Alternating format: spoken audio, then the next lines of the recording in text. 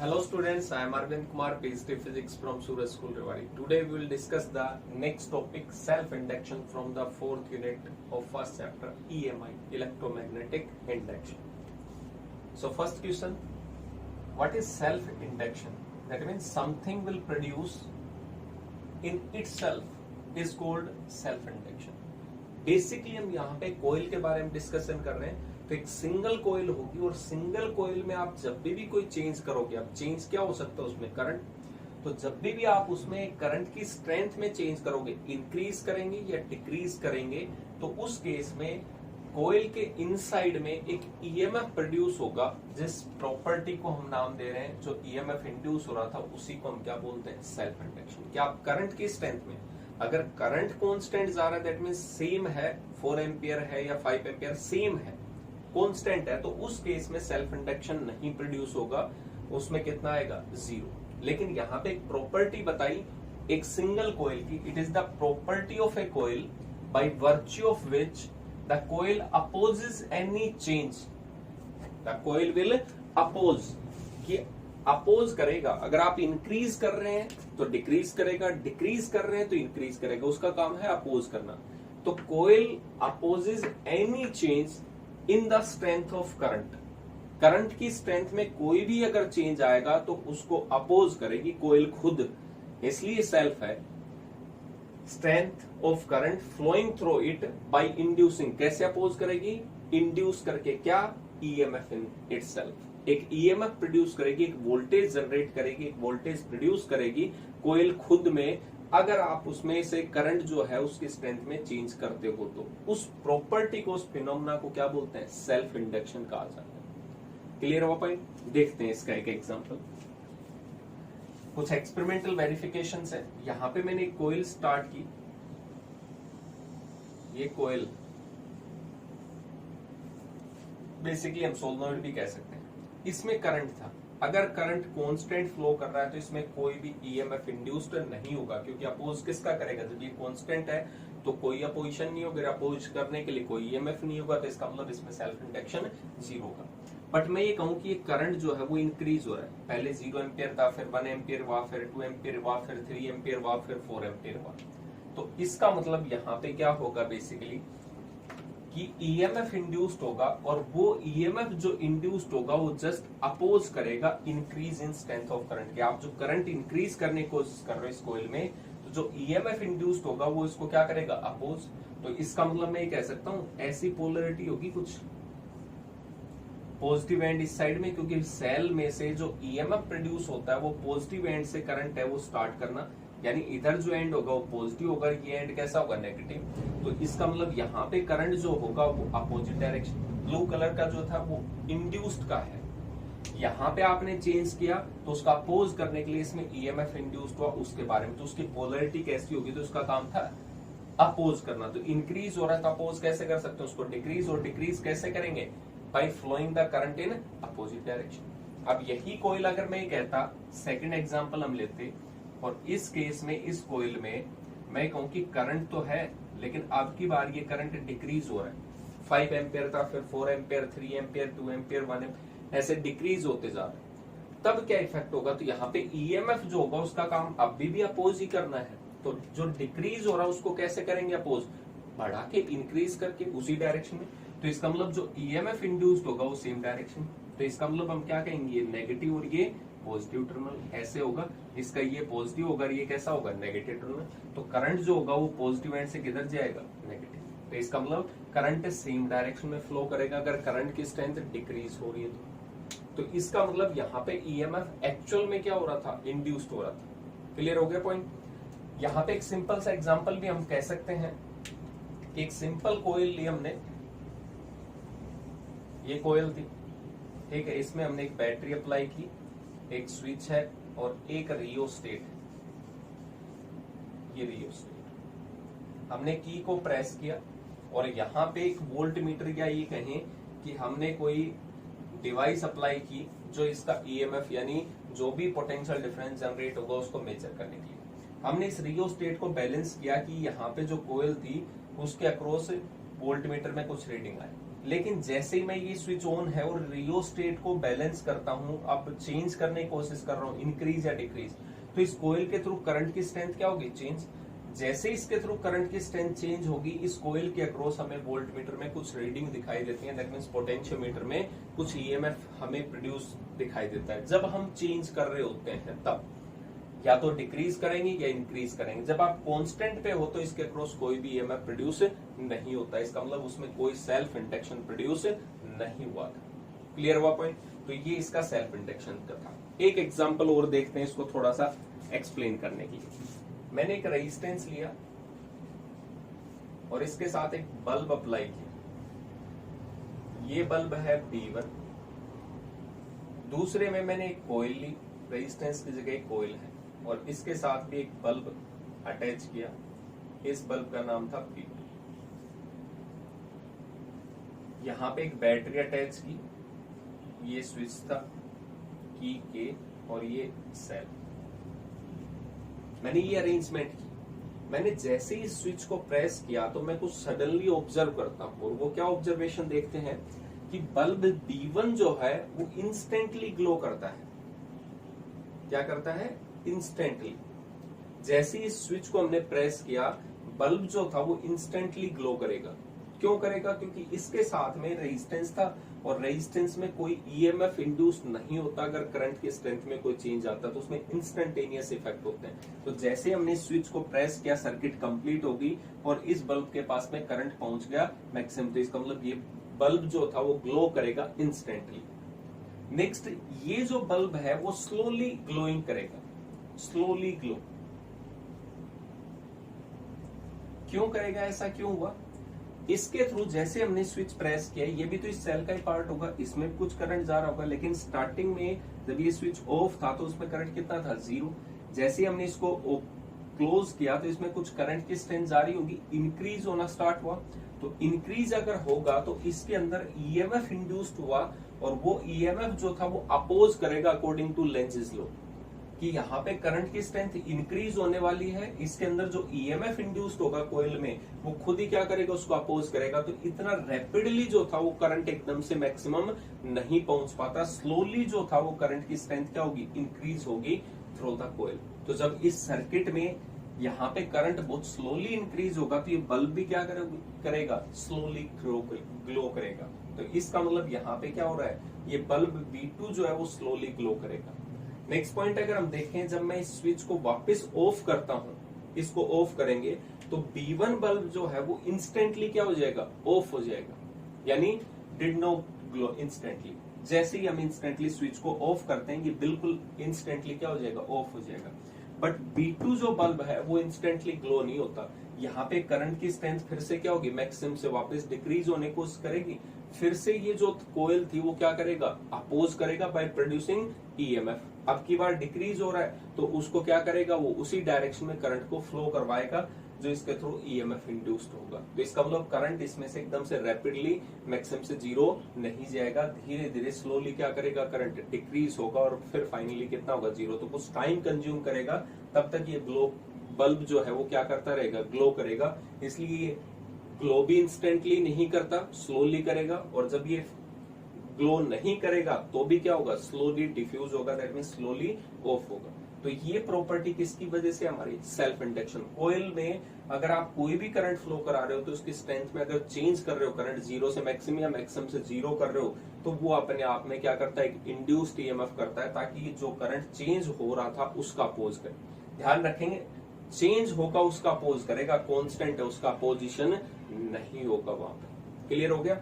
एक और छोटा सा एग्जांपल देखते हैं इसी के साथ। एक डायग्राम ड्रॉ करता हूं, तो देखते हैं इसमें डायग्राम बना रहा हूं, इसे एक्सपेरिमेंटली वेरीफाई करेंगे। एक आयरन कोर सोलनॉइड है, ये आयरन रोड है, इसके ऊपर हमने क्लोजली पैक्ड हेलिक्स फॉर्म में वायर को रैप किया, that means we actually forming a solenoid. तो यहाँ पे ये सोलनॉइड था, इसके पैरेलल में एक बल्ब ग्लो किया, अटैच किया,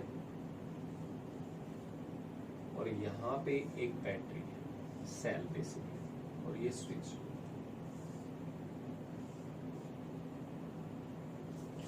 ठीक है, ये अरेंजमेंट है।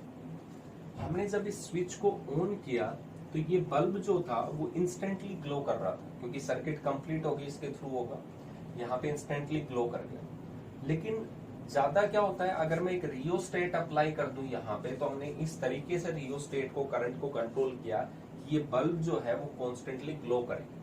ठीक है, ग्लो कर रहा था। हमने वापस स्विच को ऑफ किया तो हमने क्या ऑब्जर्व किया कि इस सर्किट में तो करंट आएगा नहीं, यहाँ पे जो बल्ब था वो एकदम से ओवर ग्लो करता है। स्विच जब ऑफ है, switch off, bulb over glow, bulb क्या करता है, ओवर ग्लो करता है। ओवर ग्लो यानी जितना लाइट ये प्रोड्यूस कर रहा था उससे ज्यादा अमाउंट में क्या कर रहा है, लाइट प्रोड्यूस करता है। इसका मतलब यहाँ पे ये ओवर ग्लो हुआ। अब इसको तो हमने ऑफ कर दिया, तो एक्स्ट्रा अमाउंट ऑफ करंट कहां से आया होगा, करंट ज्यादा होगा तभी तो यहाँ पे क्या होगा, ओवर ग्लो होगा। तो इसका मतलब यहाँ सेल से तो कोई करंट नहीं फ्लो कर रहा, क्योंकि इसको तो आपने सर्किट को ऑफ कर दिया। यहाँ पे है, इसके थ्रू जैसे आपने स्विच को ऑफ किया होगा, यहाँ पे क्या प्रोड्यूस होगा बेसिकली कि यहाँ पे सेल्फ इंडक्शन होगा, और जो करंट डिक्रीज हो रहा था जिस डायरेक्शन में, उस डायरेक्शन में इसमें ईएमएफ इंड्यूस्ड होगा, और वो ईएमएफ जो इंड्यूस्ड होगा उसके थ्रू ये सर्किट तो क्लोज्ड है। तो इसका मतलब इसके थ्रू करंट जो था जितना था उससे ज्यादा अमाउंट में सोलेनोइड ने प्रोवाइड किया। तो इसका मतलब ये इंस्टेंटली स्विच ऑफ होने के टाइम पे एकदम से क्या कर रहा है, ओवर ग्लो करता है। तो यहाँ पे ये बल्ब जो था ओवर ग्लो क्यों कर रहा है, क्योंकि सेल्फ इंडक्शन प्रोड्यूस हुआ है इन द सोलेनोइड और इन द कोइल बेसिकली। तो यहाँ पे ये कुछ एग्जांपल है जो हमें ये बताते हैं कि सेल्फ इंडक्शन प्रॉपर्टी होती है कोइल में। जब भी आप करंट की स्ट्रेंथ में कोई चेंज करोगे तो उसमें ईएमएफ इंड्यूस्ड होता है। क्लियर हुआ पॉइंट? तो वही ईएमएफ इंड्यूस्ड जो था अपोज करने के लिए प्रोड्यूस हो रहा था, उसी प्रॉपर्टी को हम क्या कह रहे हैं, बेसिकली सेल्फ इंडक्शन। अब इस सेल्फ इंडक्शन को हम कैसे कैलकुलेट कर सकते हैं, इसके पीछे क्या थ्योरी होती है वो देखते हैं। क्या होगा देखते हैं। Correct, coefficient of self induction या self inductance of a coil. अभी तक हमने जो सेल्फ इंडक्शन पढ़ा था वो एक प्रॉपर्टी थी, उसको कहता है कि कोएफिशिएंट ऑफ सेल्फ इंडक्शन भी कह सकते हैं या सेल्फ इंडक्टेंस ऑफ कोइल भी कह सकते हैं। अब यहाँ पे हमें क्या बताया इस चीज को ऑब्जर्वेशन के लिए, एक सोलेनोइड है और इस सोलेनोइड में कुछ करंट फ्लो कर रहा होगा। ठीक है, बेसिकली कोइल के इंडक्टर कह रहा है मैग्नेटिक फ्लक्स थ्रू कोइल। क्या होगा, मैग्नेटिक फ्लक्स जो भी होगा इस कोइल में, जिसको हम फाई से रिप्रेजेंट करते हैं, कहता है कि डायरेक्टली प्रोपोर्शनल होगा करंट के। इसके डायरेक्टली प्रोपोर्शनल है करंट के। आज जितना ज्यादा अमाउंट ऑफ करंट होगा उतना ही ज्यादा मैग्नेटिक फील्ड, मैग्नेटिक फ्लक्स होगा। अब ये कैसे, इसके पीछे अगर छोटा सा देखें हम स्ट्रेंथ, तो मैग्नेटिक फील्ड जो है वो क्या होता है, म्यू नॉट एन आई होता है basically, magnetic field of solenoid. तो करंट अगर ज्यादा होगा तो मैग्नेटिक फील्ड ज्यादा होगा। अब जैसे मैं ये कहूं कि इस पेन पे हमने वायर को रैप कर रखा है, तो यहाँ पे अगर ऑब्जर्व करें इस चीज को, तो जैसे इसमें करंट पास होगा तो यहाँ पे करंट ज्यादा होगा, तो मैग्नेटिक फील्ड ज्यादा होगी। मैग्नेटिक फील्ड ज्यादा होगी तो इसके सोलेनोइड के इनसाइड में मैग्नेटिक फील्ड की स्ट्रेंथ ज्यादा है, तो इसका मतलब इसके इस एरिया ऑफ क्रॉस सेक्शन के थ्रू ज्यादा number of magnetic field lines होंगी, और ज्यादा मैग्नेटिक फील्ड लाइंस होंगी, इसका मतलब मैग्नेटिक फ्लक्स क्या होगा, ज्यादा। क्योंकि मैग्नेटिक फ्लक्स जो था वो बेसिकली क्या था, बी डॉट ए। यहाँ पे अगर ऑब्जर्व करें, जिसको हम बी ए कोस थीटा लिख रहे थे, तो यहाँ पे या तो एंगल 0 डिग्री होगा या 180 डिग्री होगा, वो डिपेंड करेगा आप कौन से एरिया ऑफ क्रॉस सेक्शन से देख रहे हैं। तो कहने का मतलब है मैग्नेटिक फील्ड है वो करंट के डायरेक्टली प्रोपोर्शनल है, और मैग्नेटिक फील्ड है वो फ्लक्स के। तो हम दोनों को अगर एक्सप्लेन करें तो यहाँ पे मैं कह सकता हूँ जितना ज्यादा करंट होगा उतना ज्यादा क्या होगा, मैग्नेटिक फ्लक्स। वही हमने यहाँ पे ऑब्जर्व किया। So magnetic flux is directly proportional to I. तो प्रोपोर्शनलिटी कॉन्स्टेंट आएगा, जिसको हम क्या कहेंगे, एल। क्या बोलेंगे इसको, एल की टर्म्स, जिसको हम क्या बोलते हैं, कोएफिशिएंट ऑफ सेल्फ इंडक्शन या self inductance of coil. This is called coefficient of self induction, self induction. Clear हो गया? तो यहाँ पे इसी को बोला जाता है सेल्फ इंडक्टेंस। अब यहाँ पे इसको अगर आप डिफाइन करना चाहते हो तो ये भी कह सकते हैं magnetic flux flowing per unit current, या इस फ्लक्स में हम एक टर्म्स को और डिफाइन कर सकते हैं, जो मैग्नेटिक फ्लक्स होता है ईएमएफ की टर्म्स में हम डिफाइन करें तो एल तो हमें पता चल गया, मैग्नेटिक फ्लक्स अपॉन में आई। लेकिन यहाँ पे कोई आपसे पूछे कि E इज इक्वल टू कितना होता था, यहाँ पे आपको फाई तो पता चल गया। मैं ये कहूं ईएमएफ इंड्यूस्ड अक्रॉस कॉइल, कि मैग्नेटिक फ्लक्स आपको पता है और जैसे करंट में चेंज करेंगे तो मैग्नेटिक फ्लक्स भी चेंज होगा, और मैग्नेटिक फ्लक्स चेंज होगा तो ईएमएफ क्या करेगा, इंड्यूस्ड होगा। तो यहाँ पे कितना ईएमएफ इंड्यूस्ड होगा उसका फॉर्मूला हमें पता था, डी फाई अपॉन में dt। अब यहाँ पे अगर मैं फाई की जगह एल आई लिख सकता हूँ कोयल के लिए, नेगेटिव साइन था यहाँ पे, डी अपॉन में dt, और यहाँ पे magnetic flux through link through the coil in terms of self inductance is equal to L I. L जो है वो कांस्टेंट है, आउटसाइड में आ जाएगा, तो यहाँ पे minus L D I upon में that will be the EMF induced across the coil. और यहाँ से हम इसको डिफाइन भी कर सकते हैं कि जो सेल्फ इंडक्टेंस होगा वो कितना होगा। तो यहाँ पे आप ये कह सकते हो, अगर मैं D I upon D T जो था ये 1 कर दूं, unity, that means rate of change of current is unity, then EMF induced across the coil is equal to self inductance और coefficient of self induction। कि यहाँ पे डिफाइन करना हो तो सेल्फ इंडक्टेंस और self coefficient of self induction is equal to EMF induced when unit rate of change of current is flowing through the coil। कह सकते हैं इस चीज को।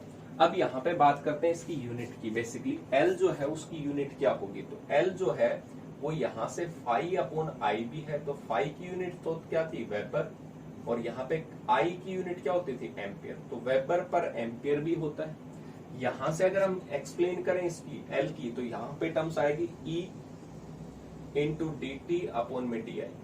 तो यहाँ पे ई ईएमएफ है, दैट मीन्स वोल्ट, और यहाँ से टाइम है तो सेकेंड, और यहाँ से करंट है तो क्या हो गया, एम्पियर। तो वोल्ट सेकंड पर एम्पियर भी है, बट ये सारी चीजें हम जनरली यूज नहीं करते। इसको एक साइंटिस्ट ने डिस्क्राइब करने की कोशिश की थी जिसका नाम था हेनरी। तो बेसिकली जो हम यूनिट पढ़ते हैं वो क्या पढ़ते हैं, हेनरी पढ़ते हैं, जिसको कैपिटल एच से डिफाइन करते हैं, एस आई यूनिट। इसका मतलब ये नहीं कि हमने जो ऊपर पढ़ा वो गलत, वो भी है, लेकिन वो बेसिक है। साइंटिस्ट के नेम पे आपके पास में जनरली हम क्या पढ़ते हैं, unit of self inductance is Henry, जिसको हम एच से डिफाइन करते हैं। दूसरा, इसका डायमेंशन फॉर्मूला भी आपसे पूछा जा सकता है 1 मार्क्स में, क्योंकि छोटे question. Dimension formula of L, self inductance, तो यहाँ पे इसी टर्म से डिफाइन कर देते हैं। एल इज इक्वल टू कितना हो गया, E into D T upon में डी एन। ई जो था ईएमएफ पोटेंशियल डिफरेंस है, जिसको हम क्या कह सकते हैं, work done per unit charge. Basically यहाँ पे dt है और नीचे कितना था, di, change current. Work done का डायमेंशन फॉर्मूला आपको पता है m1L2t-2, और यहाँ से चार्ज का आपको पता है 80, और यहाँ से टाइम का पता होगा t, और यहाँ पे करंट का a। तो यहाँ से अगर देखें तो t से t क्या हो जाएगा, कैंसिल आउट। ये एम्पियर है, ऊपर जाएंगे तो m1L2 और यहाँ पे t-2 और a-2। ये डायमेंशन फॉर्मूला हो गया किसका, सेल्फ इंडक्टेंस का।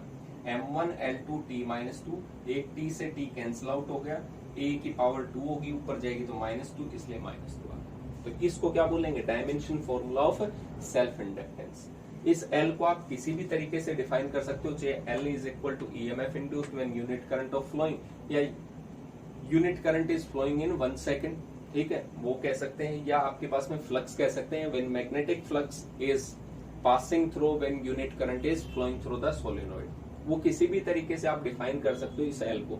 यूनिट का है और इसका डायमेंशन फॉर्मूला जो यहाँ पे क्वेश्चन पूछा जा सकता है, सोल्व। अब हम एक लॉन्ग सोलेनोइड लेंगे और उसके लिए सेल्फ इंडक्टेंस को कैलकुलेट करने की कोशिश करेंगे कि सेल्फ इंडक्टेंस कितना होगा। देखते हैं, इंपोर्टेंट टर्म्स हमारी वही, देखते हैं उसका।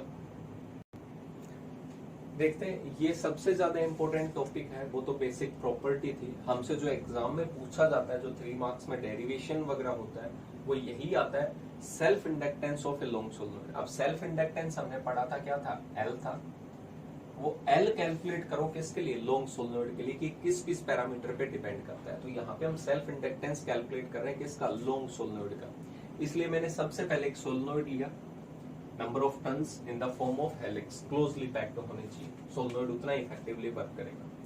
इस सोलेनोइड की लेंथ जो है वो L है, करंट फ्लो कर रहा है I, इसकी रेडियस जो है वो R है। तो जब हम इसको area of cross section convert करेंगे तो रेडियस पता है तो एरिया कितना होगा pi r square, area of cross section भी पता है।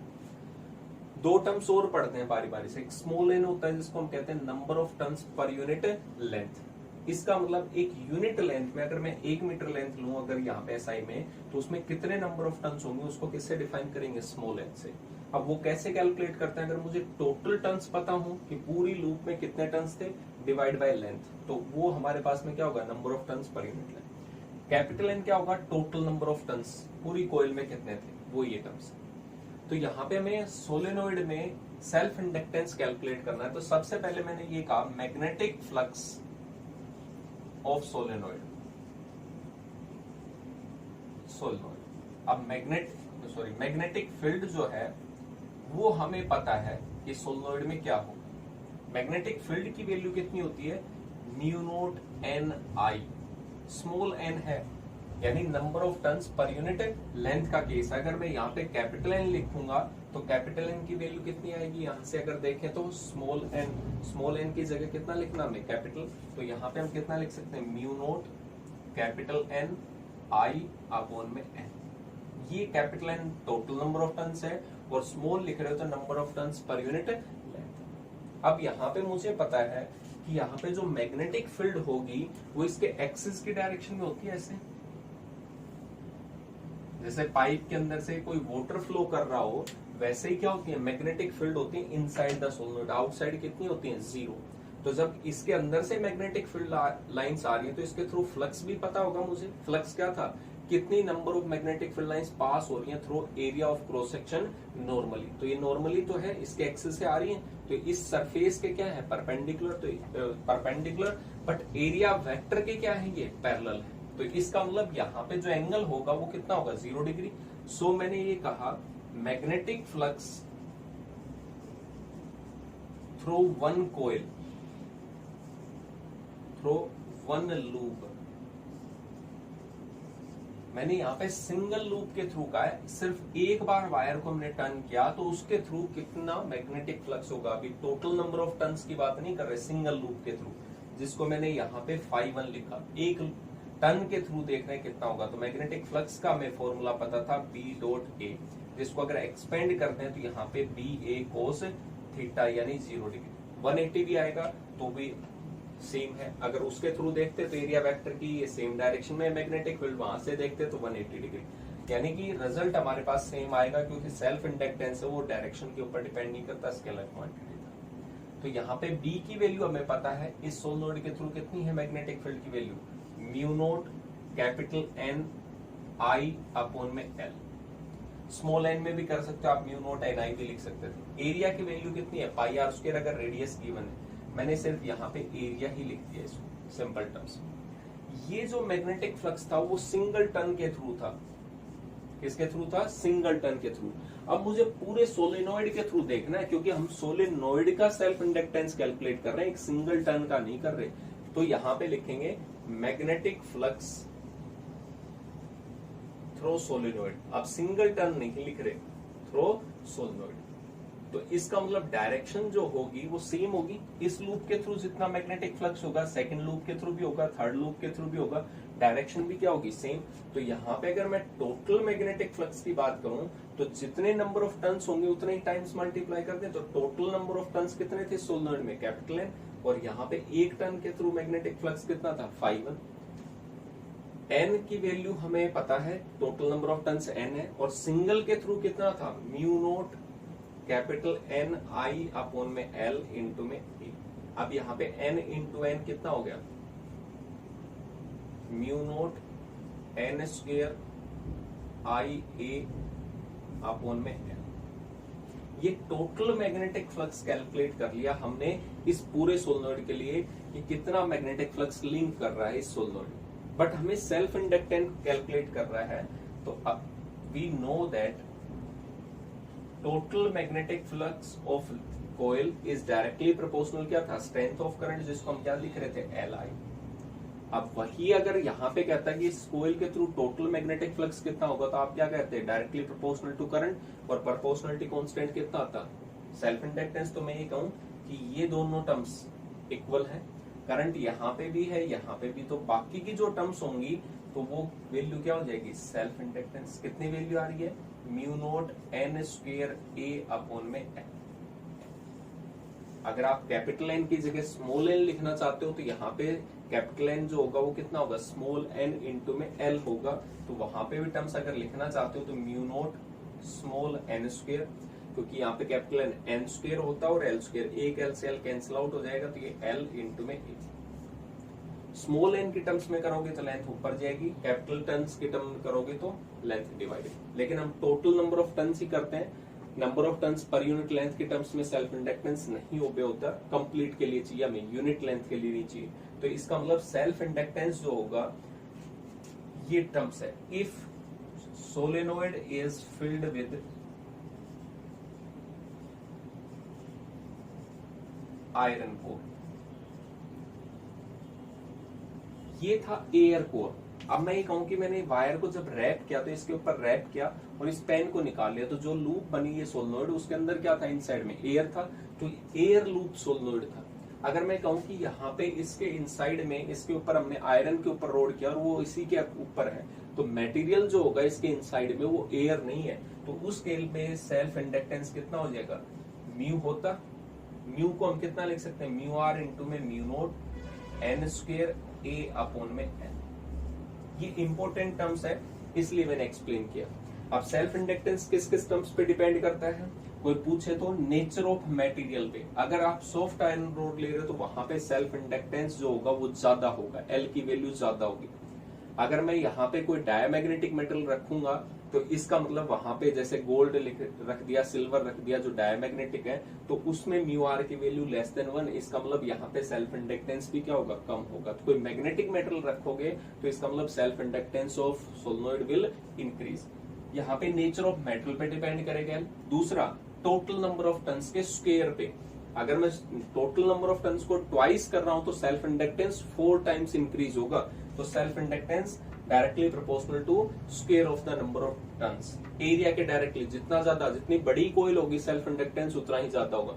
लेंथ जितनी ज्यादा रखोगे सेल्फ इंडक्टेंस कम होगा उस केस। तो ये हमारे पास में सेल्फ इंडक्टेंस था जो हमसे पूछा जाता है बेसिकली, कि एक लॉन्ग सोलेनोइड का सेल्फ इंडक्टेंस बताओ कितना होगा। तो ये डेरिवेशन आपसे पूछी जाती है। आई होप ये आपको बहुत अच्छे से समझ में आएगा, किस किस फैक्टर पे डिपेंड करते हैं वो भी।